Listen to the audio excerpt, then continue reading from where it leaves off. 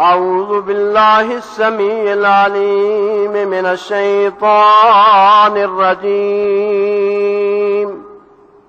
بسم الله الرحمن الرحيم.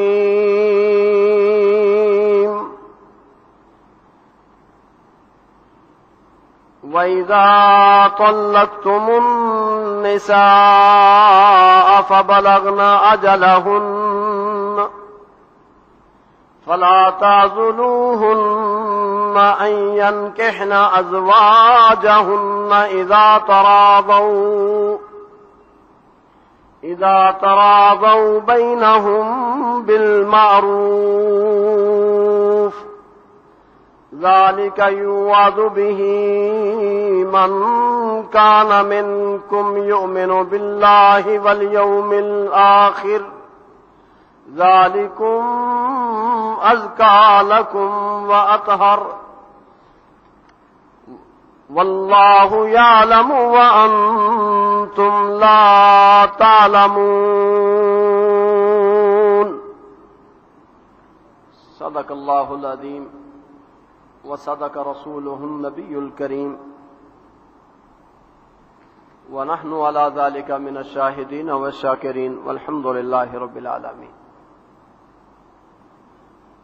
اللہ وحدہ لا شریک کی حمد و ثنا اور صرف جن حالات سے ہم دو چار ہیں، اسے فتنے کا اگر دور کہا جائے تو کچھ بعید نہیں. ظہر الفساد فی البر والبحر بما کسبت ایدی الناس. جدھر دیکھتے ہیں فساد اور بگاڑ نمایاں نظر آتا ہے. اللہ رب العزت نے اس کی طرف اشارہ فرمایا ہے کہ انسانوں کی بدعمالی کے پیش نظر ان کے اعمال کے نتیجے کے طور پر بر و بحر میں فساد ہی فساد ہے. یہ فساد یہاں تک طول پکڑ گیا،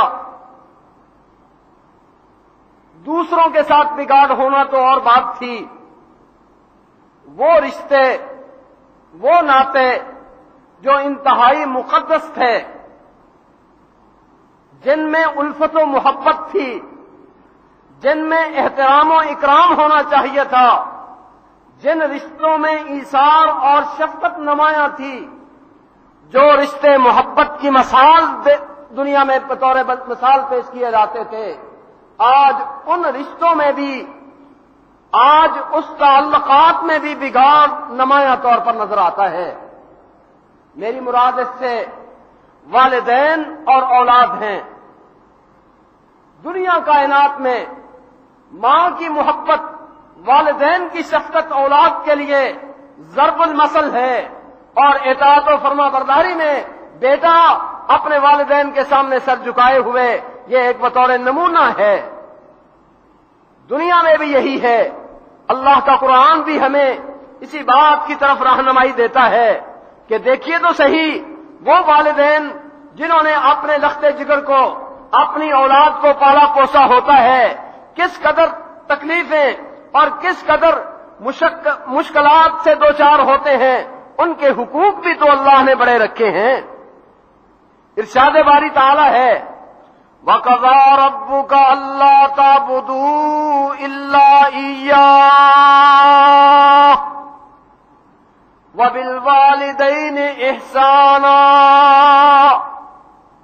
إِمَّا يَبْلُغَنَّ عِندَكَ الْكِبَرَ أَحَدُهُمَا أَوْ كِلَاهُمَا فَلَا تَقُل لَّهُمَا أُفٍّ وَلَا تَنْهَرْهُمَا وَقُل لَّهُمَا قَوْلًا كَرِيمًا وَاخْفِضْ لَهُمَا جَنَاحَ الذُّلِّ مِنَ الرَّحْمَةِ وَقُل رَّبِّ ارْحَمْهُمَا كَمَا رَبَّيَانِي صَغِيرًا. اللہ رب العزت نے فیصلہ فرما دیا ہے عبادت صرف میری، میرے سوا کسی دوسرے کی عبادت نہیں کرنی، اور اپنی عبادت و توحید کے مسئلے کے ساتھ دوسرا مسئلہ یہ ہے وَبِالْوَالِدَيْنِ إِحْسَانًا، اے بیٹے تو نے اپنے والدین کی قدر، اپنے والدین کا احترام، اپنے والدین سے حسن سلوک، اپنے والدین سے احسان اور اپنے والدین سے نرمی برتنی ہے۔ اپنے باپ کی، اپنے ماں کی فرما برداری کرنی ہے۔ میری توحید کے بعد دوسرا حکم ہے تو یہ ہے۔ کیوں؟ اس لیے کہ اگر انسان کے وجود کو دنیا میں اگر کسی نے بنایا ہے تو وہ رب العالمین، اللہ ہی نے پیدا کیا ہے نا انسان کو، اور اللہ کے بعد اگر انسان کے وجود کا سبب ہے تو اس کے والدین۔ اس لیے عبادت اللہ کی، والدین کی فرما برداری، والدین کے ساتھ حسن سلوک، یہی بس نہیں، اگر ان میں سے کوئی دونوں بوڑھے ہو جائیں یا ایک بوڑھا ہو گیا ہے فلا تقل لہما اف، ان کا مقام اتنا عالی ہے ان کے سامنے اف تک نہ کرنا۔ وہ کوئی بات کہیں اوہ یہ کیا کہہ دیا آپ نے، ایسا بھی نہ کہنا۔ ولا تنہرہما، بات کرتے ہوئے ان کو ڈانٹنا نہیں۔ وقل لہما قولا کریما، جب والدین سے بات کرے تو انتہائی کرم والا انداز، انتہائی نرمی والا انداز اختیار کرتے ہوئے اپنے والدین سے ہم کلام ہونا ہے۔ یہی بس نہیں، وَاخْفِضْ لَهُمَا جَنَاحَ الذُّلِّ مِنَ الرَّحْمَةِ، اپنے والدین کے سامنے اکڑ کے بیٹھنا بھی نہیں، اپنے بازو ان کے سامنے جھکا دینے ہیں، ان کے تابع فرمان ہو جانا ہے۔ وَقُلْ رَبِّ ارْحَمْهُمَا كَمَا رَبَّيَانِي صَغِيرًا، دنیا میں خدمت جتنی بھی چاہیں کر لیں، اس کے ساتھ ایک اور بھی فرض ہے، اور وہ اپنے والدین کے لیے دعا گو ہونا کہ اللہ میرے والدین پر رحم فرما۔ کما ربیانی صغیرا، اللہ جس طرح بچپنے میں میرے والدین نے مجھ پر رحم کیا، اللہ اسی طرح تو بھی میرے والدین پر رحمت کر۔ خدمت بھی بجا لانی ہے، اونچی بولنا بھی نہیں، احسان کرنا ہے، ان کے سامنے اونچی بولنا بھی نہیں، ڈانٹ ڈپٹ بھی نہیں کرنی، جب بات کرنی ہے تو نرم لہجے میں اور اطاعت و فرما برداری سے اپنے آپ کو ان کے سامنے جھکا کے پیش کرنا ہے، اور ان کے حق میں اللہ رب العزت کی بارگاہ میں دعائیں بھی کرنی ہیں۔ اتنا مقدس رشتہ، اتنا پیارا رشتہ اللہ رب العزت نے اپنی توحید کے ساتھ اس کو متصل فرمایا ہے۔ یہ رشتہ اولاد کے دوران آ کر کس نازک موڑ پر آ کے ٹوٹتا ہے، اگر آپ توجہ کریں تو ہر آدمی اس کلفت کو دل میں محسوس کرے گا۔ جوانی کی عمر آئی، اپنے مستقبل کے بارے میں ابھی سوچ بچار ذہن میں آنی شروع ہوئی، اب اس کی نگاہیں اپنے والدین سے پھرنی شروع ہو گئیں، شاید میرے والدین میرے بارے میں مخلص نہیں ہیں۔ نتیجہ یہ نکلتا ہے والدین سب سے زیادہ برے نظر آتے ہیں۔ دوست و احباب، اپنے دوست و احباب محض جذباتی انداز سے جن کے ساتھ تعلق ہیں ان کو اپنا خیر خواہ سمجھا جاتا ہے۔ یہی بس نہیں، اولاد والدین کے خلاف عدالت میں پہنچی ہوئی نظر آتی ہے، اور والدین اپنی اولاد کے خلاف عدالت میں نظر آتے ہیں۔ پچھلے ہفتے کے اخبارات آپ کے سامنے، ہائی کورٹ کے ریمارکس نکاح کے مسئلے میں آپ کے سامنے والد اپنی بیٹی کے خلاف مقدمہ لے کے عدالت میں ہے، اور بیٹی اپنے والد کے خلاف مقدمہ لے کے ہائی کورٹ میں پہنچی ہوئی ہے۔ یہ کون تھے؟ یہ کون بیٹی ہے جس کو والد نے اپنے جگر گوشے سے پالا، اپنے خون اور اپنی کمائی، اپنا پیٹ کاٹ کے اس کے پیٹ میں ڈالا، 1 سال نہیں، 2 سال نہیں، 20 سال کی عمر تک تقریباً اس کے ناز نخرے برداشت کیے. اتنی زندگی میں تو وہ والد مہربان تھا.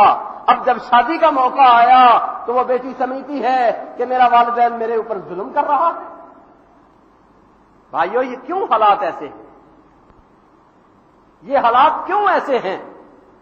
جہاں ہر جگہ پر بگاڑ ہے، دشمن تو دشمن، یہ اتنے پیارے رشتے بھی آپس میں دشمنی کا رنگ اختیار کر کے. اس کا سبب کیا؟ یہ امراض کیوں ہیں؟ یہ بیماریاں کیوں ہیں؟ قبائل کے اندر موجود، شہروں کے اندر موجود، محلوں کے اندر موجود. آپ کو کہیں نہ کہیں یہ سلگتے ہوئے زخم نظر آئیں گے. یہ سبب ہے قرآن و حدیث کی تعلیمات سے اعراض کرنے کا. وہ بھائیو، وہ دین جو قیامت تک کے لیے رہنما ہے، جس دین نے ہمیں تجارت کے طریقے سکھائے، جس دین نے ہمیں دشمن سے معاملہ کرنا سکھایا، جس دین نے ہمیں ہمسائے کے احترام سکھائے، اسی دین نے ہمیں اولاد کے حقوق بھی سکھائے، اور اسی دین نے ہمیں اپنے والدین کے حقوق سے بھی آگاہ کیا. آج افراط و تفریط ہے. نہ والدین ان دینی فرائض کی ذمہ داری کو محسوس کرتے ہیں جو اللہ رب العزت نے ان کے ذمہ ڈالی ہے، اور نہ اولاد اپنے والدین کے بارے میں وہ اعتماد رکھتی ہیں جو اللہ رب العزت نے ان کے حق ٹھہرائے ہیں. دونوں فریق، والدین بھی اولاد بھی، اس موقع پر آ کر غلطی اور غلط روش کا شکار ہو جاتے ہیں. اللہ رب العزت نے جہاں ہمیں دیگر تعلیمات دی ہیں، اس مسئلہ نکاح میں 2 ٹوک اور واضح طور پر بھی تعلیمات ہمیں دی ہیں. اللہ رب العزت ہمیں غور کرنے کی توفیق عطا فرمائے. والدین کی ذمہ داری ہے کہ وہ اپنی اولاد کے حقوق کو سلب نہ کریں. پیارے پیغمبر حضرت محمد رسول اللہ صلی اللہ علیہ وآلہ وسلم نے فرمایا، الأیم لا تنکح الأیم حتی تستأمر. جب تک بیٹی سے مشورہ نہ کر لیا جائے، جب تک اس سے اجازت نہ لے لی جائے، اس کا نکاح نہ کیا جائے.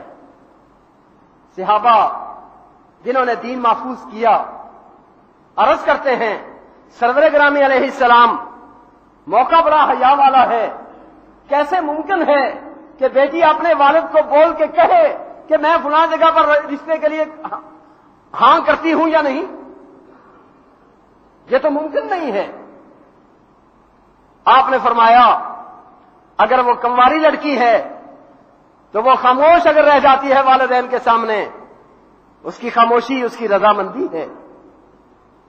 لیکن والد کے لیے یہی نہیں کہ صرف ایک اپنی فارمیلٹی پوری کرنے کے لیے بات گھر میں کی اور بس نہیں، گہری نظر سے مطالعہ کرے کہ میں نے جو فیصلہ کیا ہے میری بیٹی اس سے دینی طور پر راضی بھی ہے یا نہیں. فرمایا فَإِنْ أَبَتْ فَلَا جَوَازَ عَلَيْهَا.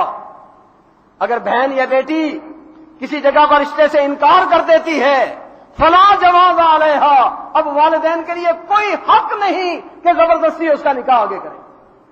اس کے ایک حقوق ہیں، ان حقوق کا اسلام نے تحفظ کیا ہے. دوسری طرف، ایک طرف یہ اگر وہ انکار کر دے، والدین کو جبر کرنے کا حق نہیں. دوسری طرف اس بیٹی کو پابند کیا ہے. فرمایا لا نکاح الا بولی. اپنے باپ کی سرپرستی کے بغیر کسی جگہ پر نکاح کرے تو وہ شرعن نکاح جائز نہیں. حضرت ابن عباس رضی اللہ تعالیٰ عنہ فرماتے ہیں البغایا التی ینکحن انفسہن، جو عورتیں از خود اپنے فیصلے کرتی ہیں وہی عورتیں بدکار ہیں، وہی عورتیں بدکار ہیں. سیدہ عائشہ صدیقہ رضی اللہ تعالی عنہا حبیب کبریا صلی اللہ علیہ وسلم کا فرمان نقل کرتی ہیں، ایو امرأۃ نکحت بغیر اذنہا، ایو امرأۃ نکحت بغیر اذن ولیہا فنکاحها باطل فنکاحھا باطل فنکاحھا باطل۔ جو عورت بھی اپنے سرپرست کی مرضی کے بغیر نکاح کرتی ہے اس کا نکاح باطل ہے، اس کا نکاح باطل ہے، اس کا نکاح باطل ہے، وہ قابل اعتبار نہیں۔ ذرا اندازہ لگائیے اسلام نے اس نازک موڑ پر دونوں فریقوں کو کتنی زیادہ تعلیمات دی ہیں اور کتنا زیادہ ان کو پابند کیا ہے، ایک دوسرے کے حقوق کی رعایت رکھی ہے۔ اسلام نے اولاد کو پابند کیا ہے اپنے والدین کی عزت و احترام کا لحاظ رکھیں، اور والدین کو پابند کیا ہے اپنی اولاد کی مرضی اور اختیار کو مد نظر ضرور رکھیں۔ اللہ اکبر اللہ اکبر۔ قرآن پاک ایسی کتاب ہے جو قیامت تک کے لیے راہبر اور رہنما ہے۔ جو آیت میں نے آپ کے سامنے پڑھی ہے اس کا مفہوم یہ کہ اگر کسی عورت کو طلاق ہو جائے، طلاق ہو جانے کے بعد وہ عورت اپنے خاوند سے صلح کرنا چاہتی ہے تو اولیاء کو، لڑکی کے رشتہ داروں کو حق نہیں کہ وہ صلح میں آڑ بنے اور صلح نہ ہونے دے۔ واقعہ کیا ہے؟ صحیح بخاری کی حدیث، حضرت ماقل ابن یسار رضی اللہ تعالی عنہ اپنی ہمشیرہ کا نکاح کیا، اتفاق ایسا ہوا طلاق ہو گئی۔ ایک طلاق تھی، طلاق کے بعد دونوں کو اپنی غلطی کا احساس ہوا۔ میں یہ مسئلے آمدن یہ کر رہا ہوں اس لیے کہ یہ وہ چیزیں ہیں، یہ وہ غفلت کی جگہ ہیں جہاں نہ تو کوئی متنبہ کرنے والا متنبہ کرتا ہے اور نہ ہم ان کی طرف توجہ دیتے ہیں۔ حضرت ماقل بن یسار رضی اللہ تعالی عنہ کی بہن کو طلاق ہو گئی، عدت گزر گئی، اب دونوں کو غلطی کا احساس ہے، دونوں صلح کرنا چاہتے ہیں، اور بھائی نے قسم کھا لی، رب کی قسم میں تیری کبھی بھی ان سے دوبارہ صلح نہیں ہونے دوں گا۔ بلکہ جس طرح غصے کا اظہار ہوتا ہے، کہتے ہیں میں نے عزت کی، میں نے اپنی بہن کا نکاح دیا اور تو نے طلاق دی، رب کی قسم اب میں کبھی بھی تیرے درمیان دوبارہ صلح نہیں ہونے دوں گا۔ ادھر اللہ کا قرآن یہ نازل آ گیا اس موقع پر کہ اگر طلاق ہو جائے، طلاق کے بعد اگر خامد اور بیوی آپس میں صلح کرنا چاہتے ہیں، فَلَا تَعْضُلُوهُنَّ أَن يَنكِحْنَ أَزْوَاجَهُنَّ، اولیاء کو، سرپرستوں کو یہ حق نہیں کہ وہ اپنی بیٹی، اپنی بہن، وہ اگر اپنے سابقہ خامد سے نکاح کرنا چاہتی ہے تو اس کے درمیان آڑے آئیں، اب حق نہیں۔ پیارے پیغمبر صلی اللہ علیہ وسلم نے حضرت ماقل بن یسار کو بلایا اور قرآن کی یہ آیت پڑھ کے سنا دی۔ وہ صحابہ تھے، اللہ رب العزت نے پیغمبر کے لیے ساتھی بھی ایسے انتخاب کیے جو ایمان پر سب کچھ قربان کر دیتے تھے۔ فوری کہنے لگے، رب کی قسم کھا کے کہتا ہوں اے محمد کریم صلی اللہ علیہ وسلم، آپ کو گواہ بنا کے کہتا ہوں کہ میں خود اپنی بہن کا نکاح اسی آدمی سے کروں گا اور اپنی قسم کا کفارہ دیتا ہوں۔ میں نے اللہ کا حکم مانا، اللہ اکبر اللہ اکبر۔ امام ترمذی رحمہ اللہ اسی واقعے کو نوٹ کر کے کہتے ہیں، قرآن کی اس آیت کی طرف ذرا توجہ دو۔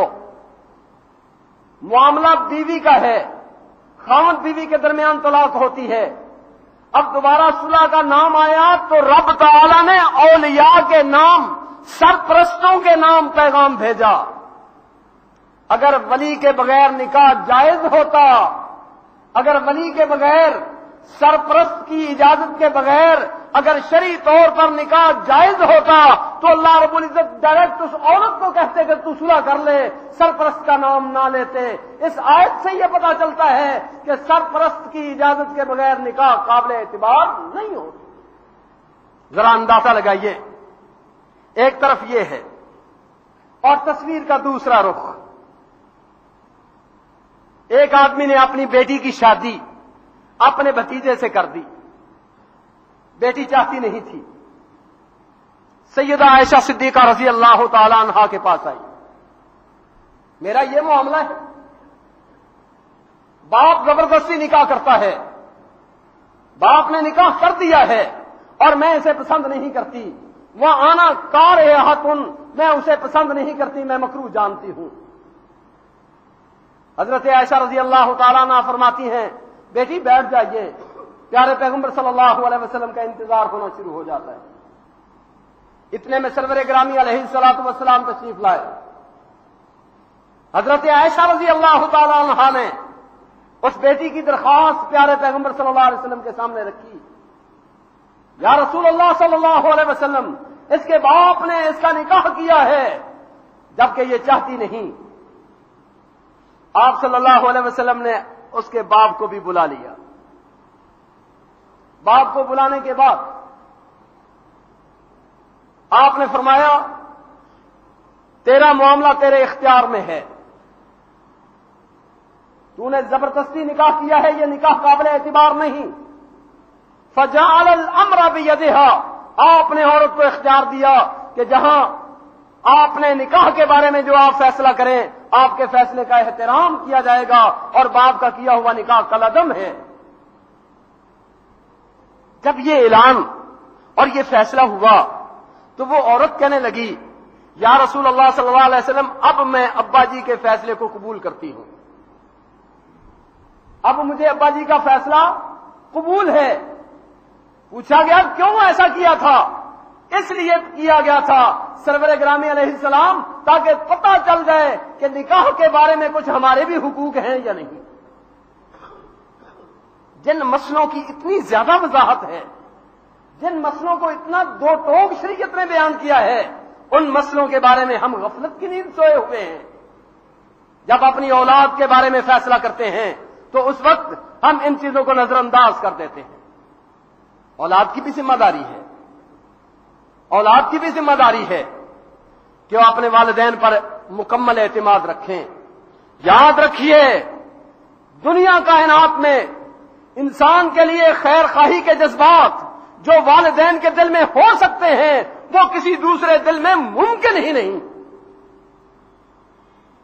والدین جتنا اپنے اولاد کے بارے میں بہتر سوچ سکتے ہیں، والدین اپنی اولاد کے بارے میں جتنا اچھا سوچ سکتے ہیں، دنیا کائنات کا کوئی اور آدمی، کوئی دوسرا آدمی وہ تصور اپنے دل میں نہیں لا سکتا. اگر انبیاء کرام کی بھی سیرت پڑھ کے دیکھی جائے تو نکاح کے مسئلے میں وہاں بھی والدین کا مقام نمایاں طور پر نظر آتا ہے. صحیح بخاری میں حضرت ابراہیم علیہ الصلاۃ والسلام اور حضرت اسماعیل علیہ الصلاۃ والسلام کا تذکرہ ہے. جناب ابراہیم علیہ السلام نے بیٹے کو بیت اللہ کے ہاں شروع سے بچپن ہی میں آ کے آباد کر دیا ہے. جوانی ہوئی، اللہ اکبر، باپ اور بیٹے کے درمیان آمد و رفت کا سلسلہ ہے. حضرت ابراہیم علیہ السلام ملک شام میں اور حضرت اسماعیل علیہ السلام بیت اللہ میں، مکہ مکرمہ میں. بنو جرہم قبیلہ وہاں آباد. ابراہیم علیہ السلام جوان، اسماعیل علیہ السلام جوان ہوئے، شادی کر لی. حق ہے سیدنا ابراہیم علیہ السلام بیٹے کو ملنے کے لیے تشریف لاتے ہیں. بیٹے کو ملنے کے لیے آئے، دیکھا بیٹا گھر میں نہیں. دروازہ کھٹکھٹایا، اسماعیل کا گھر ہے؟ ہاں اسماعیل علیہ الصلوۃ والسلام کا گھر ہے. کہاں گئے ہیں؟ پتہ نہیں کدھر گئے. نکما جواب. بتاؤ گزر اوقات کیسی ہے، حالات کیسے گزر چل رہے ہیں؟ بس کبھی ملتی ہے کبھی نہیں ملتی. وہ آدمی اس کو تو پرواہ ہی نہیں ہے، جیسے عورتوں کی عادت ہوتی ہے. شکوے. اللہ اکبر اللہ اکبر. میرے بھائی محمد رسول اللہ صلی اللہ علیہ وسلم کو اللہ نے جنت بھی دکھا دی، جہنم بھی دکھا دی. آپ صلی اللہ علیہ وسلم آئے، آپ نے فرمایا میں نے جہنم میں دیکھا کہ عورتیں مردوں کی نسبت زیادہ گئی ہیں. جہنم میں جانے والی مردوں کے مقابلے میں عورتیں زیادہ ہیں. عورتیں عرض کرتی ہیں یا رسول اللہ صلی اللہ علیہ وسلم ہم بھی کلمہ پڑھنے والی ہیں، ہمارا جرم کیا ہے؟ کس جرم کی وجہ سے ہمیں جہنم میں زیادہ دکھائی دیا گیا ہے؟ آپ نے فرمایا تکفرن العشیرہ، معمولی بات پہ ناشکری پہ اتر آتی ہو، معمولی بات پہ خامدوں کی ناشکری کر دیتی ہو۔ اس ناشکری کو اللہ رب العزت بھی ناپسند کرتا ہے، اور اس ناشکری خامد کی ناشکری کی وجہ سے فرمایا جہنم میں مجھے زیادہ عورتیں دکھائی دی گئی ہیں۔ فرمایا اگر کسی کو زندگی بھر ناز و نعمت میں خامد رکھے اور کسی وقت مشکل حالات آ جائیں، اسی وقت کہیں گی جب سے میں آپ کے گھر میں آئی ہوں کبھی خیر دیکھی نہیں، سارے کیے ہوئے پر پانی۔ فرمایا تکفرن العشیرہ، اپنے خامدوں کی ناشکری زیادہ کرتی ہو، اس وجہ سے کثرت سے میں نے جہنم میں تمہیں دیکھا ہے۔ اس لیے ہمیں چاہیے صبر و رضا کی کیفیت اختیار کی جائے، صابر و شاکر بن کے رہا جائے۔ پیارے پیغمبر صلی اللہ علیہ وسلم کا فرمان ہے من لم یشکر الناس لم یشکر اللہ، جو بندوں کا شکر ادا نہیں کرتا وہ رب کا بھی ناشکرہ ہی گنا جاتا ہے، وہ رب العالمین کے ہاں بھی شکر گزار نہیں ہے۔ بندوں کا شکر ادا کیا جائے، کبھی ملتا ہے کبھی نہیں ملتا، خاوند کو تو پرواہ نہیں۔ جناب ابراہیم علیہ السلام نے فرمایا جب بیٹا آئے تعارف تو نہ کروایا، فرمایا اسے کہہ دینا غیر آتا باتا بابے کا، اپنے گھر کی یہ چوکھٹ تبدیل کر لینا۔ ابراہیم علیہ السلام دانائی اور حکمت والے، نام بھی نہیں لیا کہ بیوی کو طلاق دے دینا، کہا غیر آتا باتا بابے کا، اپنے گھر کی چوکھٹ تبدیل کر لینا۔ کہہ دینا کہ ایک بابا آیا تھا اور بابا کہہ گیا ہے غیر آتا باتا بابے کا، اپنے گھر کی چوکھٹ بدل لے۔ حضرت اسماعیل علیہ السلام واپس گھر آتے ہیں، پوچھا کیا حال ہے؟ کہا ایک مہمان آیا تھا، کیسی شکل و صورت ہے؟ بیان کی کہ ایک بابا بوڑھا سا آدمی تھا، اور صاف بیان کیے اولاد تو والدین کے درمیان ایک روحانی تعلق ہوتا ہی ہے، سمجھ گئے کہ میرے ابا جی آئے تھے۔ کہا تو نے کیا سلوک کیا؟ مہمان کی خدمت کی، بس وہ ٹھہرے ہی نہیں ہیں، آئے اور چلے گئے۔ کچھ کہہ گئے ہیں؟ ہاں یہ کہہ گئے ہیں کہ غیر آتا باتا بابے کا، گھر کی چوکھٹ بدل لیں۔ کہا یہ میرے ابا جی آئے تھے، اب وہ یہ کہہ گئے ہیں کہ تو بھی گھر سے چلی جا، جاؤ میری طرف سے طلاق ہے۔ ایسی ناشکر بیوی پیغمبر کے گھر میں نہیں رہ سکتی۔ الطیبات للطیبین والطیبون للطیبات، اللہ کا قانون ہے اچھے مردوں کے لیے اچھی عورتیں، پاک مردوں کے لیے پاک عورتیں، یہ اللہ کا قانون ہے۔ طیب مردوں کے لیے طیبات عورتیں، اور طیبات عورتوں کے لیے طیب مرد۔ اللہ اکبر اللہ اکبر، صرف اشارہ کیا ہے باپ نے، اور جناب اسماعیل علیہ السلام نے کسی چیز کو بھی مد نظر نہیں رکھا، والد کا حکم ہے طلاق دے۔ پھر کچھ وقت آیا، دوسری شادی کی، حضرت ابراہیم علیہ السلام پھر تشریف لاتے ہیں، اسی طریقے پر حضرت اسماعیل علیہ السلام گھر میں موجود نہیں۔ دروازہ کھٹکھٹایا، گھر سے وہ عورت نکلی، کون ہو جناب؟ تعارف ہوا، میں اسماعیل علیہ السلام کو ملنے آیا ہوں۔ کدھر گئے ہیں؟ حاجی تشریف رکھو، آ جاتے ہیں، سناؤ کیسے حالات گزر؟ اللہ کا شکر، الحمدللہ، اللہ رب العزت کا انعام ہے، اللہ رب العزت کے بڑے فضل ہیں۔ اللہ اکبر اللہ اکبر۔ جب اس بیوی کی زبان سے یہ اچھے کلمات سنے، بیوی کی زبان سے حضرت ابراہیم علیہ السلام اچھے کلمات سنتے ہیں، پھر اسی طرح پیغام دے جاتے ہیں کہ اب جب اسماعیل علیہ السلام آئے گھر میں تو انہیں کہہ دینا اس بت آتا باتا بابے کا اپنے گھر کی اس چوکھٹ کو قائم رکھنا۔ چلے گئے، اسماعیل علیہ السلام گھر آئے، پوچھا کیا حالات ہے؟ بتایا ایک آدمی آئے تھے مہمان، میں نے ان کی خدمت و مدارت کے لیے تواضع کی، انہوں نے حالات پوچھے، میں نے یہ کہا آپ کے بارے میں یہ پیغام دے گئے ہیں، جب وہ گھر میں آئیں سلام کہنا اور ساتھ یہ کہنا گھر کی چوکھٹ قائم رکھنا. بیویاں ہوتی گھر کی چوکھٹ ہی. گھر کی چوکھٹ کا کیا معنی؟ گھر کی عزت و ناموس بیوی سے ہے.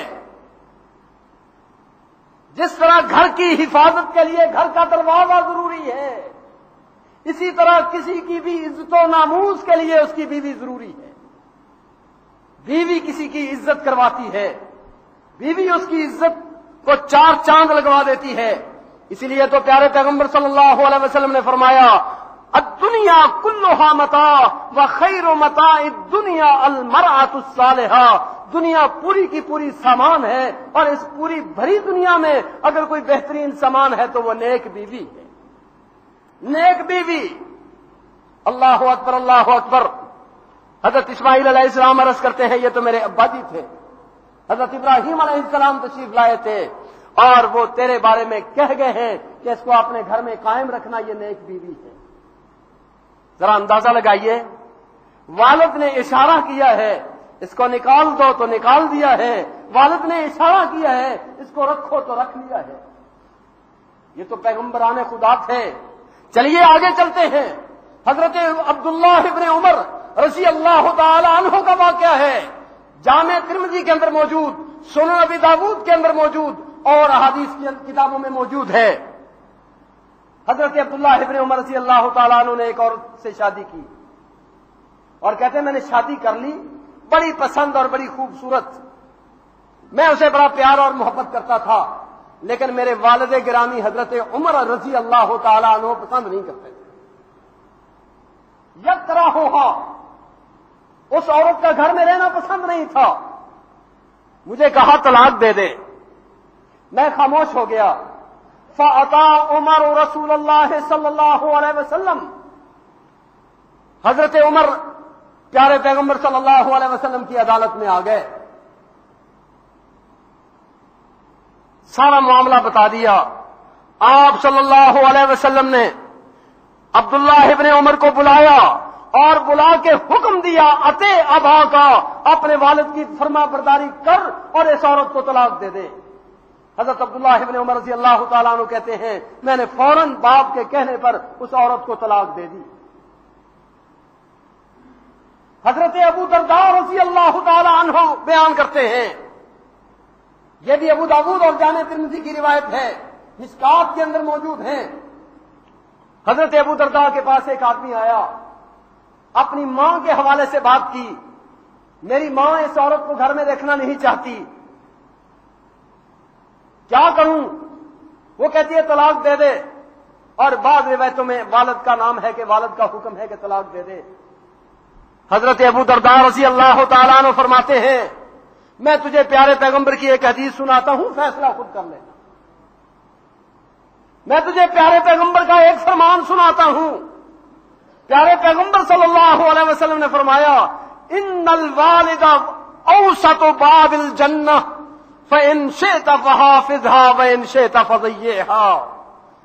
تیرا باپ جنت کا دروازہ ہے، جی چاہتا ہے اس کی حفاظت کر، جی چاہتا ہے اس کو گنوا لے، جی چاہتا ہے اس کی حفاظت کر لے، جی چاہتا ہے اس کو برباد کر لے. اگر حفاظت کرے گا جنت کا رستہ کھلے گا، برباد کرے گا جنت سے دوری ہو جائے گی. پیارے پیغمبر صلی اللہ علیہ وسلم کے فرامین.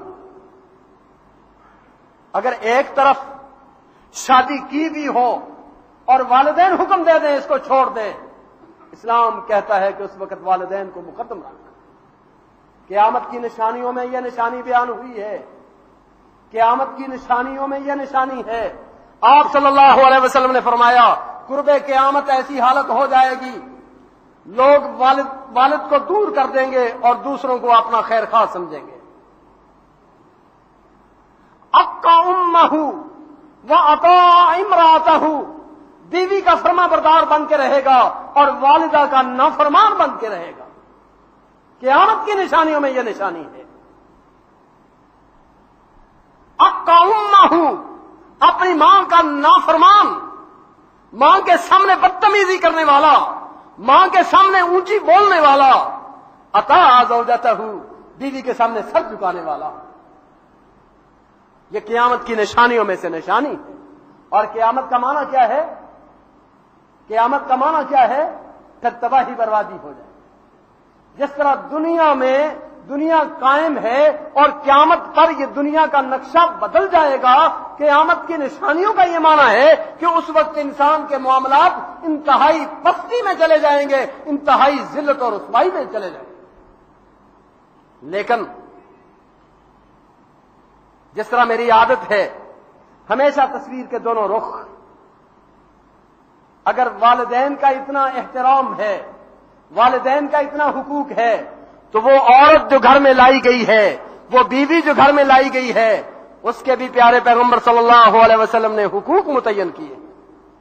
آپ صلی اللہ علیہ وسلم مرض الموت میں بیماری کی حالت ہے، بستر پہ پڑے ہیں، جہاں اور کاموں کی نصیحت کرتے ہیں، آپ صلی اللہ علیہ وسلم عین بیماری کی حالت میں کہتے ہیں فاتقوا اللہ واتقوا النساء، اللہ سے ڈرو اور عورتوں کے حقوق کے بارے میں اللہ سے ڈرو. کس وقت آپ نے فرمایا؟ کس وقت آپ نے فرمایا؟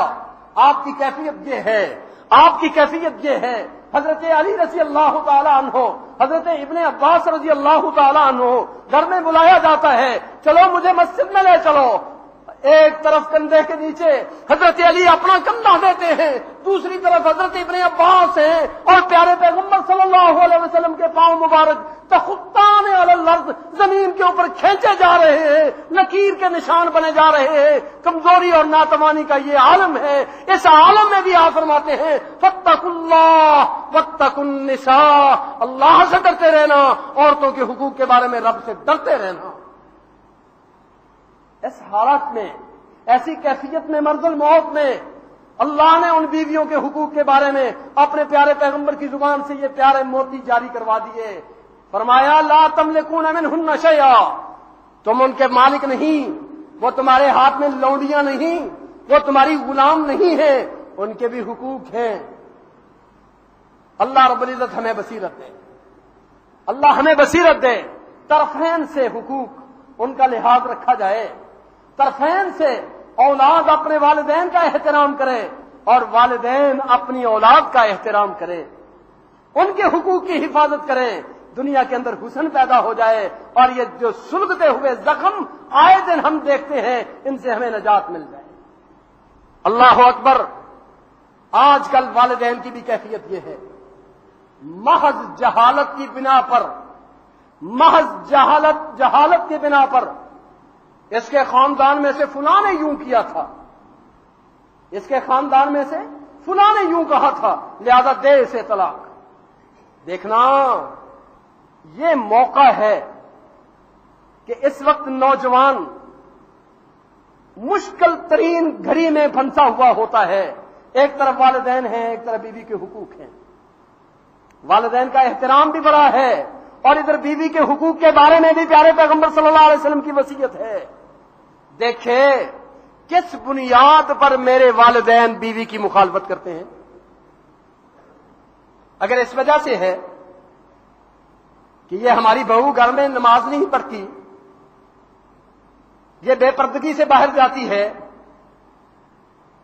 عقیدہ درست نہیں، شرک و بدعت کے کام کرتی ہے، والدین کی بات مانو، والدین کی اطاعت کرو.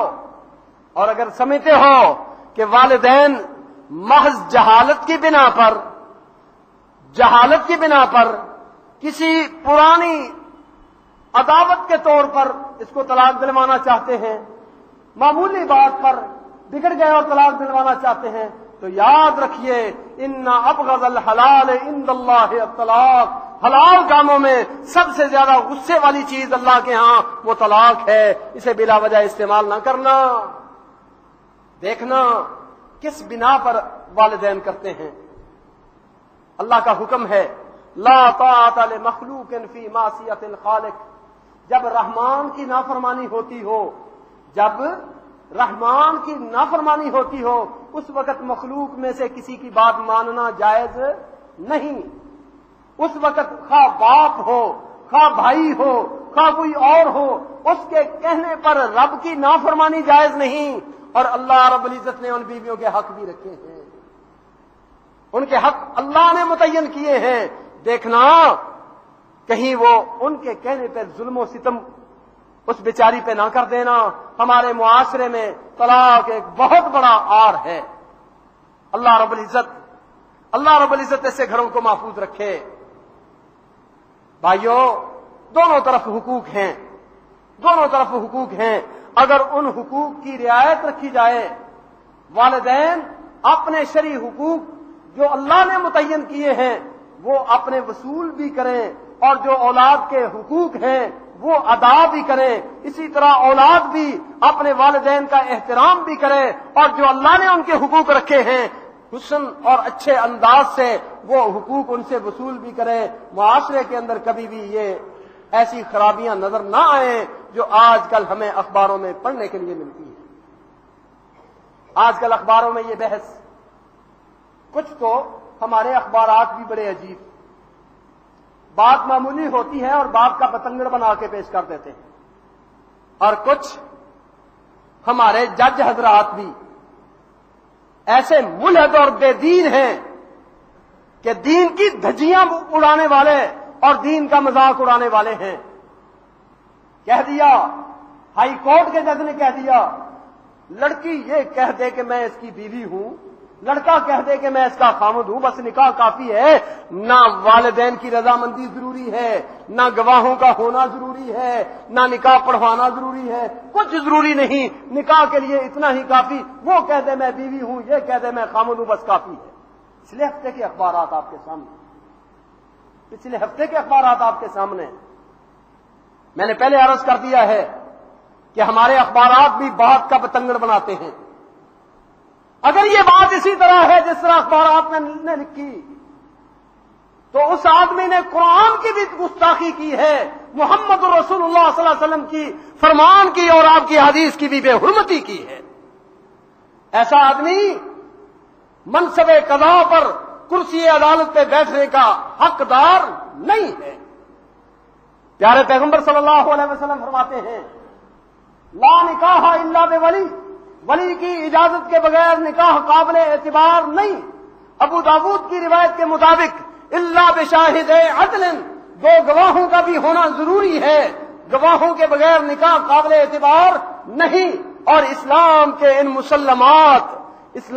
ان مسلمہ مسائل جو ساری فقہوں کے اندر موجود ہے، ان کی گستاخی کرنے والا آدمی اپنے ایمان کی خیر منائے، ایمان سے کوسوں دور ہے. یاد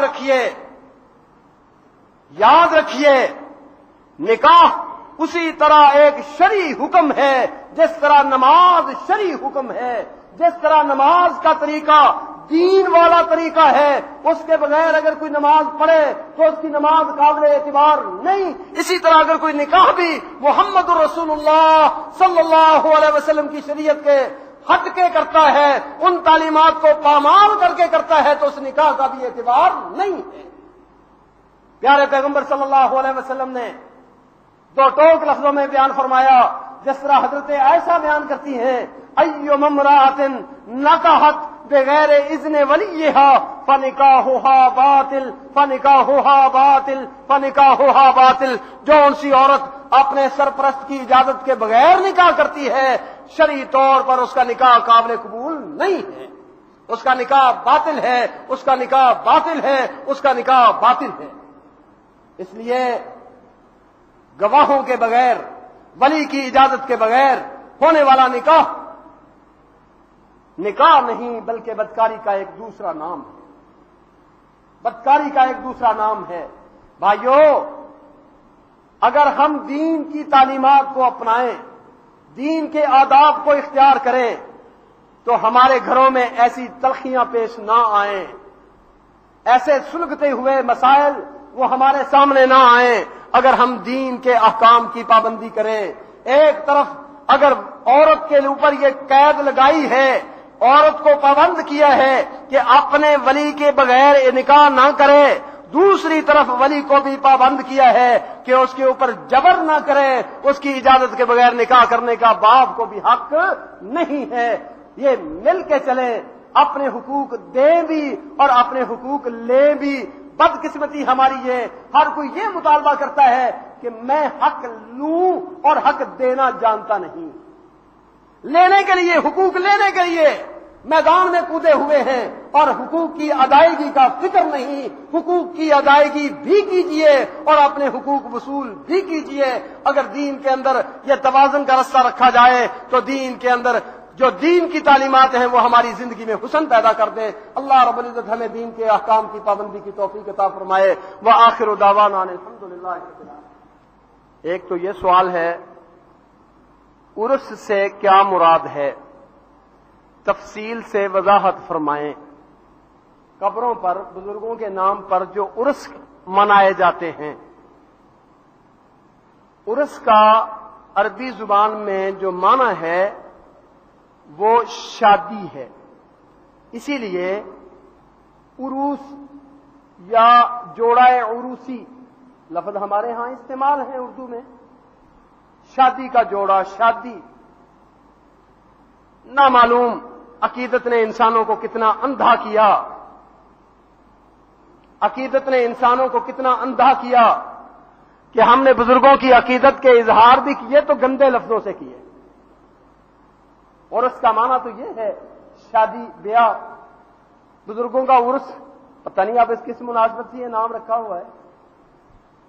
یاد رکھیے، یہ میلے اور یہ عرس دین کے اندر دخل اندازی ہے، پیارے پیغمبر صلی اللہ علیہ وسلم کے قانون کی خلاف ورزی ہے۔ اسلام نے اس کی قدم گنجائش نہیں دی۔ آپ صلی اللہ علیہ وسلم نے اپنی قبر مبارک کے بارے میں فرمایا کہ لا تتخذوا قبری عیدا، میری قبر کو میلہ گاہ نہ بنا لینا، میری قبر کو میلہ گاہ نہ بنانا۔ یہ عرس اور میلے بھی اسی ممانت کے زمرے میں ہم رسول اللہ صلی اللہ علیہ وسلم کی مخالفت کرتے ہوئے یہ کرتے ہیں۔ لفظ کی انداز بھی بیان صحیح نہیں، اور حقیقت میں جو کچھ کیا جاتا ہے، عرس جو منائے جاتے ہیں، ان کا اسلام کے اندر کوئی تصور نہیں، اسلام کے اندر ان کا کوئی تصور نہیں۔ دیکھیے تو صحیح، پیارے پیغمبر صلی اللہ علیہ وسلم سے پہلے کتنے انبیاء کرام فوت ہو چکے تھے۔ آپ صلی اللہ علیہ وسلم کتنی دیر تک بطور نبی دنیا میں زندہ رہے ہیں؟ کبھی کسی ایک پیغمبر کا بھی عرس منایا ہے؟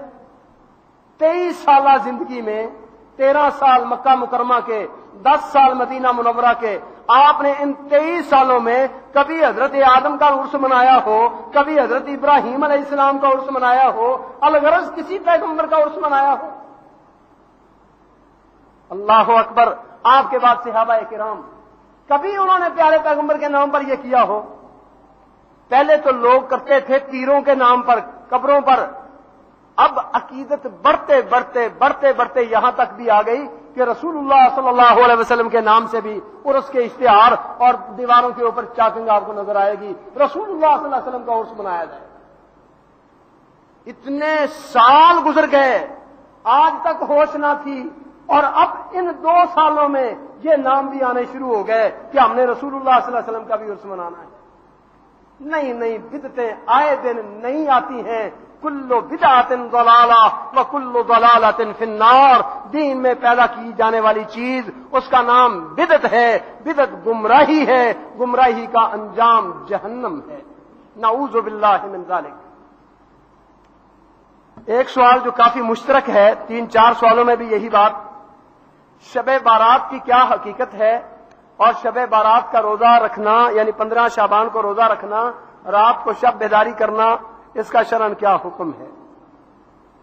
بھائیو، دین پہ اللہ کا بالکل واضح، پیارے پیغمبر صلی اللہ علیہ وسلم کی کسی صحیح حدیث میں شب بارات کا کوئی تصور موجود نہیں، قرآن کی کسی حکم میں، کسی آیت میں شب بارات کا کوئی تصور موجود نہیں۔ آپ کہیں گے جناب عجیب بات کر دی، یہاں تو اخباروں میں آرٹیکل لکھے جاتے ہیں، مولوی جلسے مناتے ہیں، تقریریں ہوتی ہیں، درس ہوتے ہیں، قرآن پاک کی آیت پڑھی جاتی ہے سورہ دخان کی، انا انزلناہ فی لیلۃ مبارکۃ انا کنا منذرین، لیلہ مبارکہ جس میں ہم نے قرآن کو نازل کیا، کہتے ہیں یہ وہ لیلہ رات ہے جسے شب بارات سے تعبیر کیا جاتا ہے۔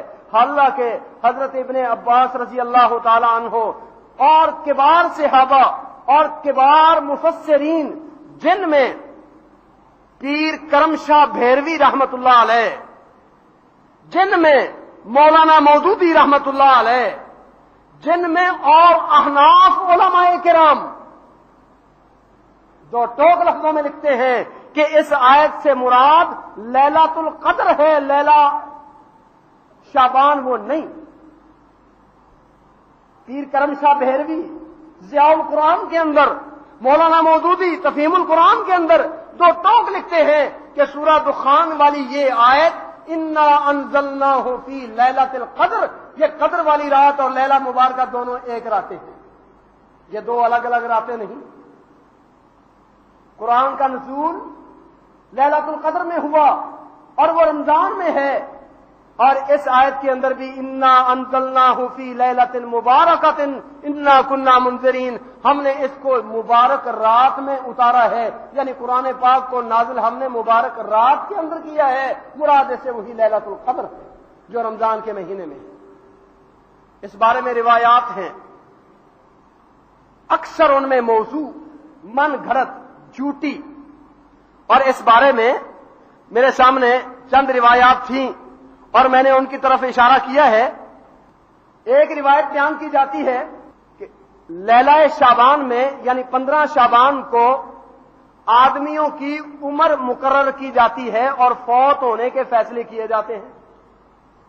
تقطع الآجال من شعبان حتی ان الرجل ينکح ویولد له وقد اخرج اسمه فی الموتى، کہتے ہیں 15 شعبان کو فیصلے ہو گئے، فلاں آدمی زندگی پائے گا، فلاں آدمی مر جائے گا، لوگ شادیاں کر رہے ہیں، لوگ اپنے پروگرام بنا رہے ہوتے ہیں، حالانکہ اس کا نام اس رات مردوں میں لکھ دیا گیا ہوتا ہے۔ یہ روایت کیسی؟ اس میں راوی ہے عبداللہ بن صالح، امام خزیمہ کہتے ہیں گندا آدمی تھا، امام نسائی کہتے ہیں متروک ہے، امام احمد بن حنبل اس کی روایت کو قبول نہیں کرتے، امام علی بن مدینی اس کی روایت کو قبول نہیں کرتے، کہتے ہیں ان کی روایت قابل قبول نہیں۔ ایسے کذاب آدمی، جھوٹے آدمی کی روایت۔ دوسری روایت ہے حضرت علی رضی اللہ تعالیٰ عنہ کے نام سے بیان کی جاتی ہے کہ نبی صلی اللہ علیہ وسلم نے فرمایا لیلہ 15 شعبان کو، 15 شعبان کی رات کو جو آدمی رات قیام کرتا ہے، دن کو روزہ رکھتا ہے، اس کے جی گناہ جتنے بھی ہوں اللہ معاف کر دیتے ہیں، حتیٰ کہ بنو کلب قبیلے کی بکریوں کے بالوں جتنے بھی گناہ ہوں تو سب کو معاف کر دیا جاتا ہے۔ امام ترمذی رحمہ اللہ فرماتے ہیں، امام بخاری رحمہ اللہ کا قول نقل کرتے ہوئے کہ یہ روایت بالکل جھوٹی ہے، قابل اعتبار نہیں، اور امام تحفۃ الاحوذی والے مبارک پوری رحمہ اللہ فرماتے ہیں یہ روایت موضوع ہے، کذاب کی بنائی ہوئی من گھڑت روایت۔ اس لیے عجیب بات کہ جن روایتوں کا عطا پتہ نہیں، جن روایتوں کی سند قابل اعتبار نہیں، اسے شوق سے بیان کیا جاتا ہے، اور جو مسنون کام ہیں، جو سنت والے کام ہیں، وہ کرنے مشکل نظر آتے ہیں۔ بدعت کی طرف شوق اور سنت سے نفرت، سنت والا کام ہو قبول نہیں ہوتا، اور بدعت والا کام ہو ایسی لنگڑی لولی حدیثوں کے اوپر بنیاد رکھ کے بنایا جائے، وہ بڑی قابل اعتبار ہوتی ہے۔ اس بارے میں کوئی پیارے پیغمبر کی حدیث قابل اعتبار سند سے موجود نہیں ہے، جتنی بھی سندیں اور جتنے بھی واقعے بیان کیے جاتے ہیں سب لا، یعنی یا تو ان کے راوی جھوٹے اور کذاب ہیں یا ان کے راوی ایسے ہیں کہ ان کی سند کسی بھی اعتبار سے قابل اعتبار نہیں ہے۔